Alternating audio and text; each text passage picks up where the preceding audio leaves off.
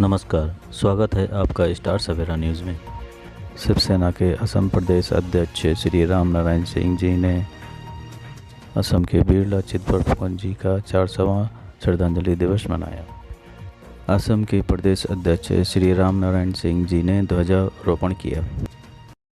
महावीर लाचित बरफुकन जी के 400वें श्रद्धांजलि दिवस के दिन श्री राम नारायण जी ने 857 छात्र वीरों को याद किया और उनको बड़े मान सम्मान के साथ उन्हें श्रद्धांजलि अर्पित की। उन सभी वीरों की बहुत बड़ाई की जिनके कारण आज हम सब असमवासी मान सम्मान और प्रेम पूर्वक रह पा रहे हैं। उन सभी वीरों को कोटि कोटि धन्यवाद करते हुए शिवसेना के श्री राम नारायण सिंह जी ने सभी को उन सभी वीरों के राह पर चलने की प्रेरणा दी। आगे देखते हैं दिनेश कुमार चौहान जी की एक विशेष रिपोर्ट। मैं असम के शिवसेना का राज्य प्रमुख श्री राम नारायण सिंह बोल रहा हूँ।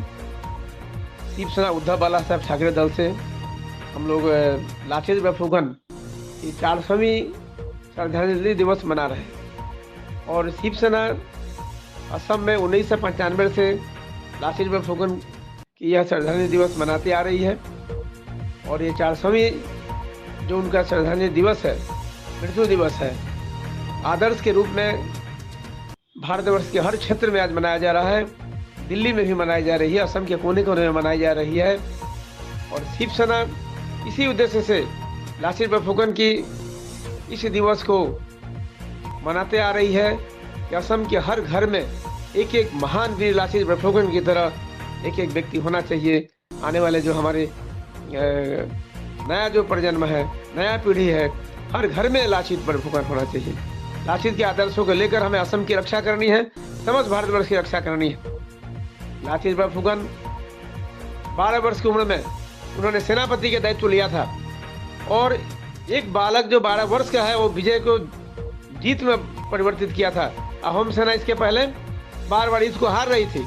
उसने अपने दादी से कह रहा है वो बच्चा जी अहोम सेना जो है मूर्ख है, वो युद्ध नीति नहीं जानती है। और इस बात को गश्ती दलों के सैनिकों ने सुनने के बाद उस बालक को राजा के पास ले गया, अरेस्ट करके बंदी बना के। राजा ने पूछा तुमने राजा को मूर्ख बोला?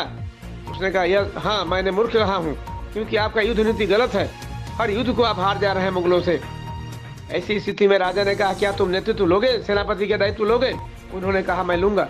बिना किसी ट्रेनिंग के, बिना कोई प्रॉपर प्रशिक्षण के 12 साल का लड़के ने उस युद्ध को जीत के दिखाया। वो लाचित बरफुकन जब अंतिम युद्ध जो था, अपने उम्र के पड़ाव में बीमारी अवस्था में भी उन्होंने युद्ध करने को आया था। उस समय लाखों लाख शिवसेना, लाखों लाख जो औरंगजेब के सेना थे, लाखों की संख्या में थे, उनका नेतृत्व राम सिंह ने किया था और उस समय हजारों की संख्या में अहोम सेना बच गई थी। उस स्थिति में उन्होंने अपने सभी सैनिकों से कहा था, अहोम सेनाओं को, कि तुम घबराते हो तो वापस भाग सकते हो, मैं अकेला लड़ूंगा। इस सिद्धांत के साथ लाचित बरफुकन ने उस युद्ध को लड़ा। सभी जो अहोम सेनाओं ने लड़ा और उस युद्ध को विजय में परिवर्तित किया। और असम एक ऐसा उदाहरण है कि भारत के हर राज्यों में मुगलों ने आधिपत्य जमाया 600 वर्षों तक, लेकिन असम में कभी भी मुगल आधिपत्य नहीं हुआ। उस लाचित बरफुकन का आदर्श आज कहाँ गया? आज हम असम के नागरिक क्यों भूल चुके हैं उनके आदर्श को? आज असम में CAA लागू हो गया। आज असम द्वितीय बंगाल बनने जा रहा है, बांग्लादेश बनने जा रहा है। 1948 के पहले बांग्ला भाषी संख्या था 48%, CAA लागू होने के बाद आज इसमें 33% हो गया। ऐसा स्थिति में आज यदि हम देखें तो असम में 70 से 80% बीच में बांग्ला भाषी संख्या हो रहा है। असम की जो भाषा है, जाति है, माटी है, भेटी है, संस्कृति है, बहुत विपद की स्थिति में आ गई है। अतः शिवसेना इस उद्देश्य से मना रही है लाचित बरफुकन के आदर्श लेकर हमारे देश के हर नागरिक को, हमारे असम के हर नागरिक को असम की जाति, माटी, भेटी, सभ्यता, संस्कृति और भाषा, असमिया भाषा की रक्षा करनी है। असम की अन्य भाषाएं उसकी रक्षा करनी है। असम में पहला राज्यिक भाषा का स्थान होना चाहिए, द्वितीय राष्ट्रीय भाषा और तृतीय में विश्व भाषा अंग्रेजी का स्थान होना चाहिए। असम के हर दुकान में, हर रेलवे स्टेशन में असमिया में उसका नाम फलक होनी चाहिए।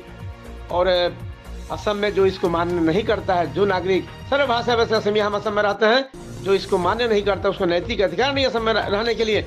और देश में भ्रष्टाचार को दूर करना है तो हम शिक्षा, चिकित्सा, क्रीड़ा, न्यायपालिका को हम लोग को फ्री करना होगा देश के लिए।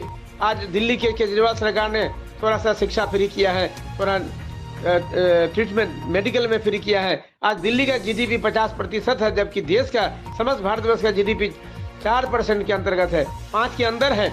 ऐसा क्यों? आज अडानी अंबानी की जीडीपी बढ़ रहा है, देश का जनता 97% गरीबी की ओर बढ़ रहा है, 3% जनता धनी की ओर बढ़ रहा है। ऐसा क्यों? मोदी सरकार का हम लोग सम्मान करते हैं। विश्व मंच पर देश का नाम रोशन किया है, विश्व में सामरिक शक्ति में देश का नाम रोशन किया है।